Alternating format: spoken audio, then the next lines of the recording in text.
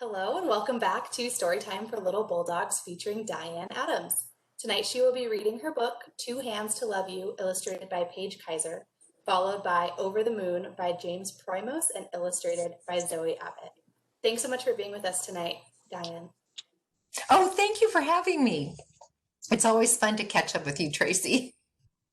So, are you ready for me? Yep. All right, sounds good. You guys, I'm going to read you tonight Two Hands to Love You, which I wrote for my son. And it's a story of family and taking care of each other. And as you can probably tell, that is kind of my theme in my books.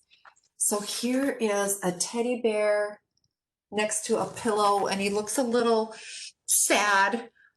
So it starts, when the world's a strange place, unfamiliar and new, my two hands will hold you, will carry you through.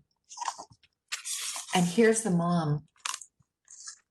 My two hands will hug you, will rock you to sleep, will count all the toes on your tiny pink feet. Now, it's a rhyming book, so I'm going to stop at the end of the line. If you at home want to say the last word, it's kind of a fun game, so let's try it. I'll bathe you in bubbles and soak you in sun, then wrap you up tightly when bath time is done. You got it. Let's try that again. For you are my baby, I'll never be far. I'll love you, think of you, wherever you are. That's right. And here's Dad. These two hands will raise you up high in the sky to soar with the planes and the birds flying by. They'll point out a nest made of feathers and twigs and show you that small is as special as, you're right, big. For you are my baby, I'll never be far. I'll love you, think of you, wherever you are. These two hands will help you squeeze lemons for juice to sell from our very own lemonade booth. That's a tricky one. These two hands will help you catch tadpoles and frogs and climb into tree trunks and hollowed out logs. You got it. And if your older siblings out there, help your younger ones. For you are our baby, we'll never be far. We'll love you, think of you, wherever you are. These two hands will open up Mother Goose tales of muffets and tuffets and clattering pails. They'll settle you in on your grandfather's lap for a soft lullaby and a warm, cuddly nap. For you are our baby, we'll never be far. We'll love you, think of you, wherever you are. Oh, I said the word, I'm sorry. And soon you'll discover two hands of your own to drum with and dance with and write pretty poems. That was a harder one too. To pick yellow daisies and chase after bugs, to bake with, eat cake with, and give laughing hugs. You got it.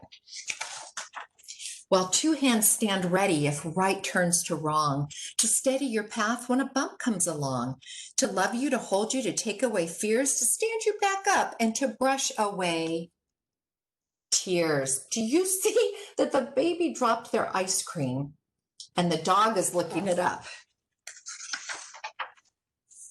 And when you need comfort and courage and rest, these hands will all welcome you back to the nest. For you are our baby, we'll never be far. We'll love you, think of you, wherever you are. The end. The next one I'm going to read for you is called Over the Moon. And I chose this, my friend Zoe Abbott up in Portland illustrated it. And I love the story. As you can see from the pictures, it looks like two wolves and a little baby girl. So I wonder what's going to happen with that. When a baby floats down a river, she doesn't think about her place in the world. She just goes with the flow. When two wolves sit on the river's edge, the first wolf thinks about good and evil, light and dark, right and wrong. The second wolf thinks about dinner. When two wolves spot a baby floating down the river, they agree it would be a good idea to scoop her up and take her home. So they do. See the mama wolf scooping her up? When the two wolves get the baby home, they are both over the moon with joy. That means they're really happy. The first wolf says, "We will nourish her and teach her about good and evil, dark and light, right and wrong." The second wolf says, "I was planning on eating her." But the wolves do teach her well. Can you see what Papa Wolf is teaching her? Oh my goodness, I hope you're laughing at home. And the baby grows into a young girl.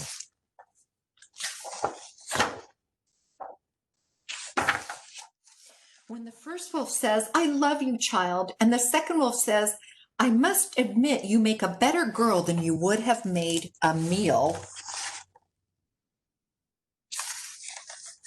the girl is happy.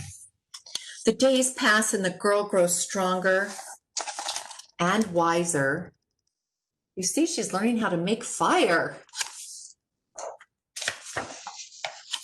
The first wolf says, "Time moves too fast." The second wolf says, "I'm afraid she will leave us one day."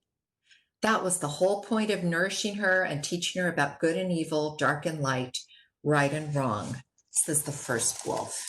Do you see her snoozing by the campfire? And the two wolves are talking about her future. One day when the girl goes out to pick berries for dinner, she sees something she has never seen before. She runs home. She does not even know why.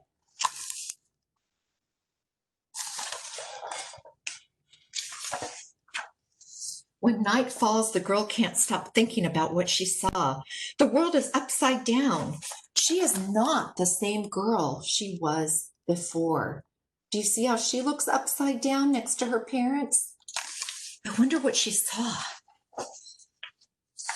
The girl goes back to the spot again and again and again.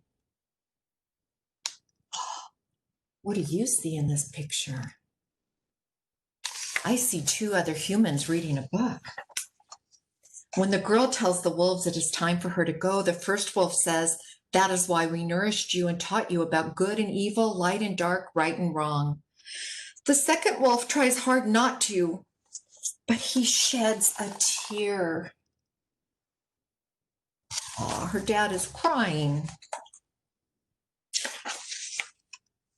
Suddenly, the ground feels like a river, and the current takes her to a building.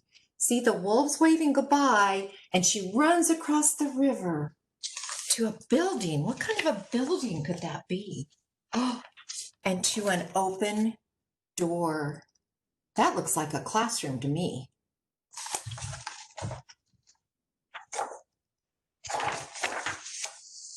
Now the girl and the wolves will spend their days apart.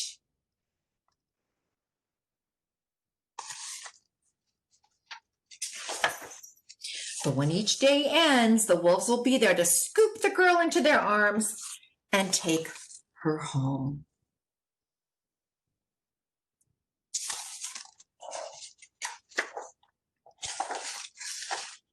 As they did from the river so very long ago. And if you look on the wall, you can see her drawings, and they're reading a book called Rivers of the World, because that's how they found her, on that river. So I hope you enjoyed these two books tonight. It's so much fun to get to read to you, and I'm always looking for new books to read. I hope you had fun.